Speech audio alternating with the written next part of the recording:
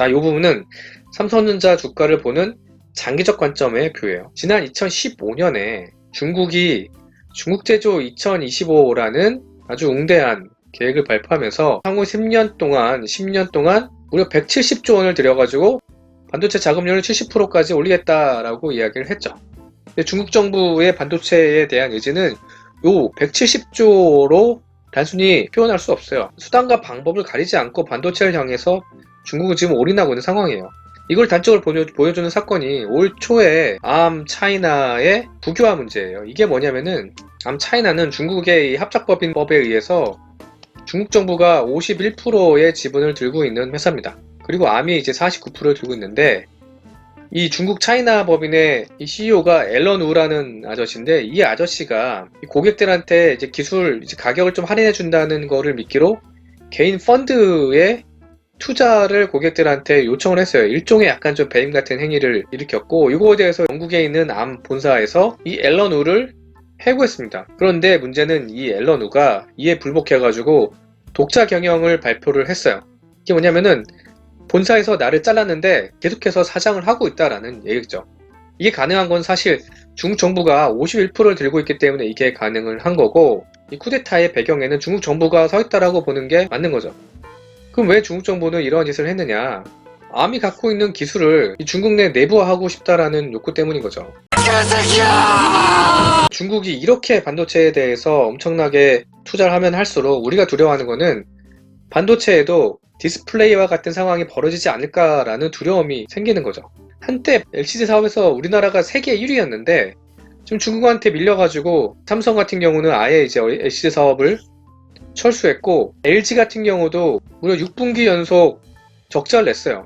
이게 중국한테 경쟁력이 밀렸기 때문인데, 실제로 시장 점유율도 현재 1위는 중국의 BO이고 3위도 차이나스타라는 중국 기업입니다.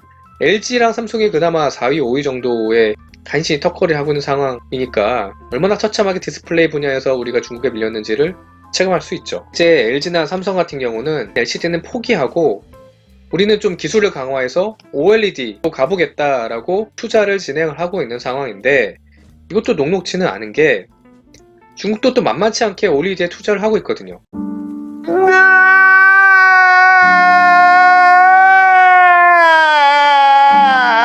중앙지방정부가 전폭적으로 투자금과 인력을 지원하고 있는 상황이고, 그 금액이 무려 15조가 되는 수준으로 중국이 투자를 하고 있어요.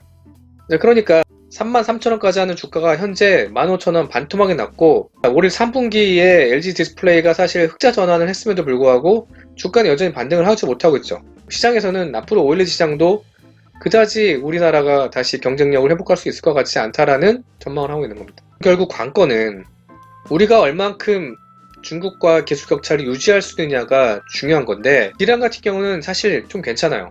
중국의 CXMT가 19나노 정도를 하고 있는데, 우리 이제 삼성전자가 요때 16년 정도의 19나노를 했으니까 기술 격차가 대략 한 5년 정도 나는 거죠. 그렇기 때문에 D램은 안정적인 상황이다 라고 좀 평가를 하고 있는 거고, 또 뿐만 아니고 하이닉스는 세계 최초 DDR5 D램을 내놨으니까 국가적인 관점에서 봐도 D램은 아직은 좀 괜찮습니다. 문제는 낸드예요.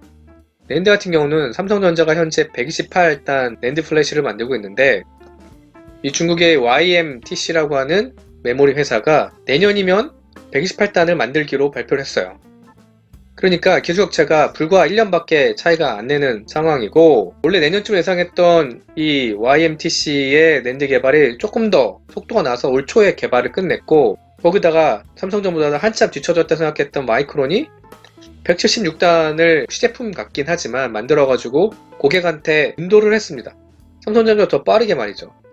그러니까 시장에서는 우려의 목소리가 나오고 있고, 이 낸드 같은 경우 싱글 스택이냐 더블 스택이냐가 굉장히 중요한 요인인데, 삼성전자가 마이크론한테 이렇게 176단 개발이나 이런 거 밀린 게 싱글 스택을 위한 거라면은 괜찮습니다. 왜냐하면 과거에도 낸드 개발의 단수에서는 삼성전자가 좀 늦춰졌지만 싱글 스택을 하면서 실제적으로는 경쟁력을 유지했던 경험이 있거든요. 참고로 이 싱글 스택이라는 게 뭐냐면 반도체에 구멍을 뚫는데, 구멍을 한 번에 뚫느냐 두 번에 뚫느냐라는 건데, 이게 무슨 차이냐면은 아파트를 지을 때 100층을 한 번에 짓느냐 50층을 짓고 50층을 한 번 더 짓느냐의 상황이라는 겁니다. 만약에 100층을 이렇게 한 번에 짓는 경우는 공정수가 줄어들기 때문에 단가가 훨씬 더 저렴하게 뽑을 수 있는데, 두 번 나눠서 할 경우 공정을 두 번을 넣어야 되기 때문에 단가가 훨씬 더 비싸지게 돼요. 그렇기 때문에 싱글 스택으로 하는 게 굉장히 중요한 요소인데, 아쉽게도 삼성전자가 지금 준비하고 있는 176 낸드는 삼성전자도 싱글 스택을 포기하고 더블로 개발하고 있는 걸로 알려져 있어요.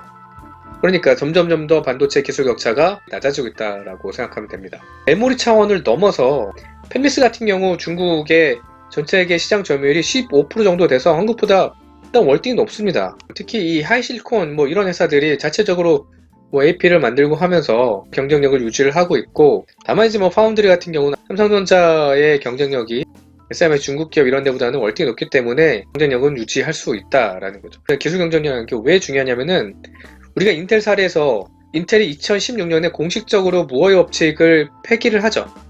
이 공정이 점점 나노화되고 어려워지니까 기술 개발을 하는데 시간이 좀 지연이 됐고, 이 엔비디아, AMD 같은 이런 후발주자들이 엄청 속도로 따라오기 시작을 했습니다. 그게 결국 올해 나타난 인텔 초크라고 불리는 공정 기술은 포기하고 팹리스의 모델로 가겠다라는 식으로 이제 시장에 시그널을 이제 보냈던 배경이 됐던 거죠. 기술이 정체되면 후발주자한테 따라잡히면서 경쟁력이 낮아진다는 거지요. 그래서 이러한 이유들 때문에 이 가치 투자의 대가로 불리는 강반선 회장이 삼성전자 주식을 안 산다고 하죠. 하드웨어 혁신이 끝났고 미세 경쟁 차별화도 사실상 이제 끝난다. 그렇기 때문에 이 경쟁 격차를 유지하는 것은 쉽지 않고 삼성전자가 최대 피해자가 될 수 있다라는 우려의 목소리를 내고 있는 거죠. 그래도 그나마 다행인 게 이 칭화윤이라고 하는 YMTC 5회사예요. 이 회사가 2200억 정도 되는 회사채를 못 갚아서 물론 그렇다고 이 칭화윤이가 부도가 나지는 않을 거예요. 왜냐면 얘네들이 여신 한도 뚫어놓은 게 대략 한 20주 정도 되니까 빌려서 갚을 수 있어요. 다만 이제 이게 단기적으로 무슨 캐시플로우 이슈가 좀 생긴 걸로 보이고, 중국 정부가 도와줘서 해결을 할 거예요. 왜냐면 반도체에 대한 중국 정부 의지가 워낙 강력하기 때문에. 그렇지만 이제 요걸 통해서 우리가 읽을 수 있는 시그널은, 생각보다 반도체는 위너 텍스 올 하는 이 산업의 특성상 아무리 돈을 많이 쏟아 부어도 따라잡기가 생각보다는 어렵다라는 것을 읽을 수는 있는 것 같습니다. 삼성전자 주가의 부정적인 요인 중에 첫 번째는 D램 반등이 지연될 수 있다라는 게 있었죠. 두 번째는 상속세와 보험업보 관련해서 오버행 이슈가 생길 수 있다. 이로 인해서 수급이 꼬이면서 일시적으로 삼성전자 주가가 하락할 가능성이 있다라는 얘기도 드렸었죠. 세 번째로는 삼성전자가 향후 미래를 이끌 사업으로 기대되는 파운드리가 예상만큼 빠르게 경쟁력을 갖추지 못할 우려가 또 있는 거고, 네 번째는 이 삼성전자 신고가의 이유가 되었던 외국인의 귀환이 환율 하락이 어느 정도 제한된 상태에서는 향후에는 좀 기대하기 어려울 수 있다라는 가능성.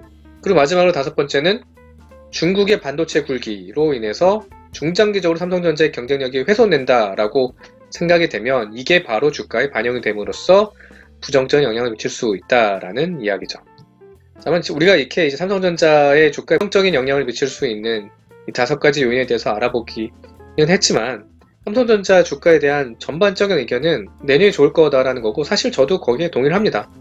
그럼에도 불구하고 이렇게 부정적인 이유만 콕콕 찍어서 이야기 드린 이유는, 그래도 어떠한 이슈들이 생길 수 있는지, 어떠한 요인에 의해서 삼성전자 주가가 하락할 수 있는지를 조금 알면 이런 상황들이 발생했을 때 깊이와 범위를 놓고서 어느 정도 주가가 영향받을지에 대해서 가늠을 해볼 수 있기 때문에 이런 거를 준비를 해봤습니다.